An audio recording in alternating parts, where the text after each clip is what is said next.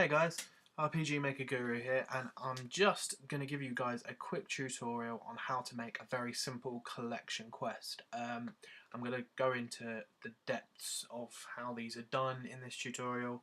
I've also got a theory tutorial hopefully up by now, just with an overview of general quests and the different types you can do. This is a bit of a practical just to show you how I would go about doing one. It's very simple, but there's a lot of scope for improvement and making it bigger.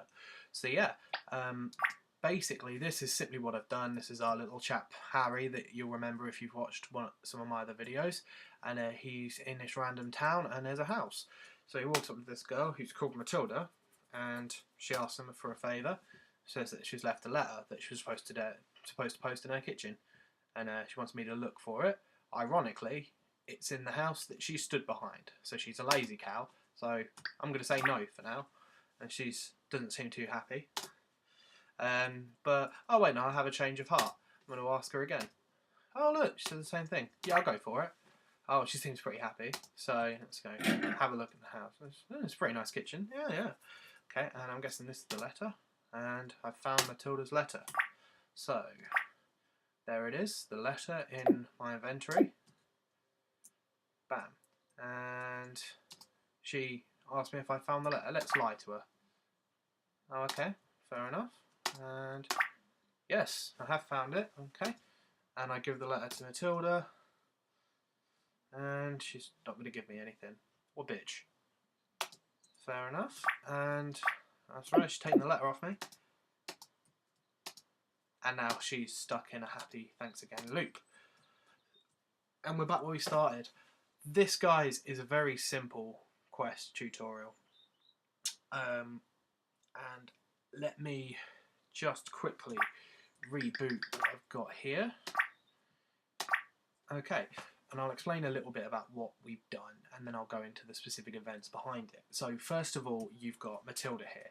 Now, Matilda's split into 3 different sections. The section where, before you've asked her, where she's asking someone, the second section in between, where she has asked you, you've accepted the quest, and she's waiting for you to give some response. Then the third section, where you've completed the quest and she's in a loop for the rest of the game or whatever you want to do. So this is her in her first section. Hi there, I have a favour to ask of you. Again, yes or no. Let's say yes. Okay. And now she's stuck in the second phase. See, and if I tell her I've got the letter when I don't, she says, I'm not as stupid as I look. It's because she knows to look into the inventory to see if I've got it in there, but I'll show you how that's done in a bit. So then, let's go in here.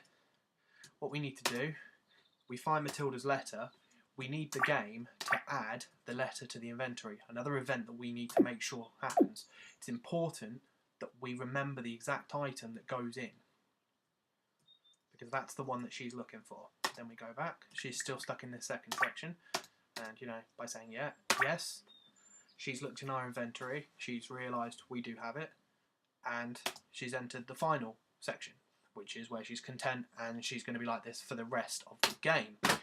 So she's actually given us a call to action just to tell us to come back in the future. Just interesting twist, I suppose. But yeah, and then she's stuck in that final loop.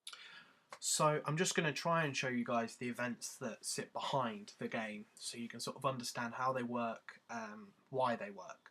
So the first thing we need is for the database to have an item in it for them to collect. Now, I've used a default item called letter. Again, you can make your own one, it doesn't really matter, but what's important is you have to have the item ready in the inventory or it's not going to work. So basically, first of all, we're going to start off with Matilda's event. This is how it looks. It starts off with, a simple action button interaction. You go up to where you push the space bar. She says, hi there, I have a favour to ask of you. It's all the text. You get the choice. This is quite important.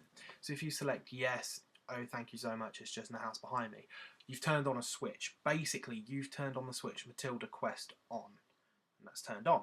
Now, the reason this switch is important is because it causes this event to become the primary event over this one. I'll explain that a little bit more in a second, but you've also got, if you say no, okay, then I guess I'll just have to find someone else, and because there's a branch end, it cuts back to the beginning and it's a constant loop. This, however, cuts it out of the loop. So this is the second section I was just mentioning. So because that particular switch is now on, she, instead of saying, hi there, she says, so did you find my letter? Again, you get the same choices. Now, this again, another important thing.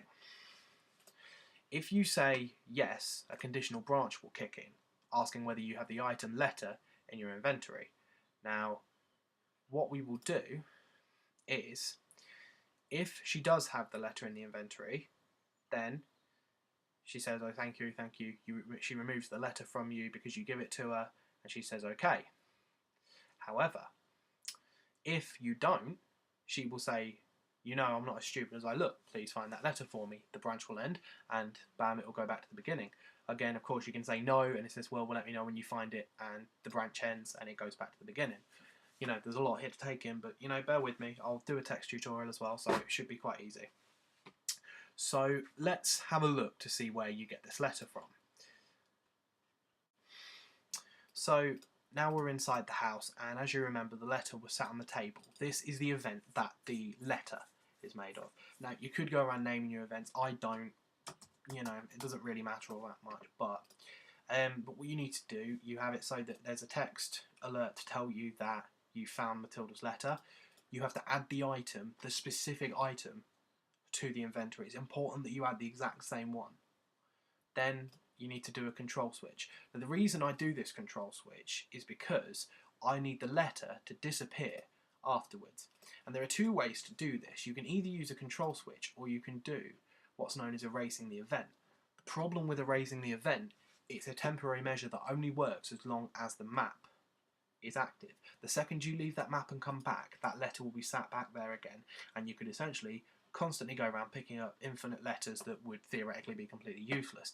If instead you use a control switch, that turns on forever until you turn it off. Yeah, that's part of this. That's part of the game. So that will not disappear. That will not, you know, stop being an effect until you tell it not to. Again, you need to be careful because, you know, you only have so many switches you can play with, and, you know, you will start using them up if you're doing a proper game. So, you know, be careful.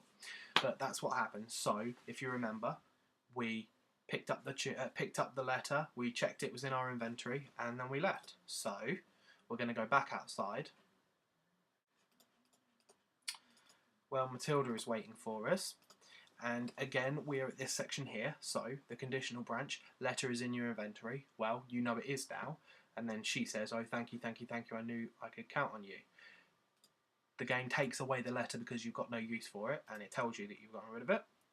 And I don't know how much I'm going to speak to me in the future. I'm sure I have one of these worthwhile. Now, there's two switches here that change, and these are important. The reason they are important is because I don't like to keep switches that you don't need on, you know, on. I like to turn them off if they're not being used. They're like light switches. So the Matilda Quest on switch, which is this, can be turned off. But you need to think, if you turn that off, this will become the primary switch again. And you don't want the same event going on over and over and over again because there'll be no point in it. We want a final sort of consent, you know, we want consent, we want her to be sort of finished with it. So instead we do a new switch called Matilda Quest Complete, and we turn that one on. And this is the switch that makes this final event, the Thanks Again loop, become the primary event. So, when we're at the end here, any switches that don't need to be on are off. We've got this switch on, keeping this on, and the letter switch is on, making sure that the letter doesn't appear and can't be used again. Dead simple, but again, there's a lot going on all at the same time. It's important to remember that if you're going to have a big quest, you need to really keep control of what's happening in the game at one time, especially since you can be using a lot of switches. So I hope that was educational for everyone. Yeah, I'll keep you posted with anything new I get up to. So take it easy. Cheers.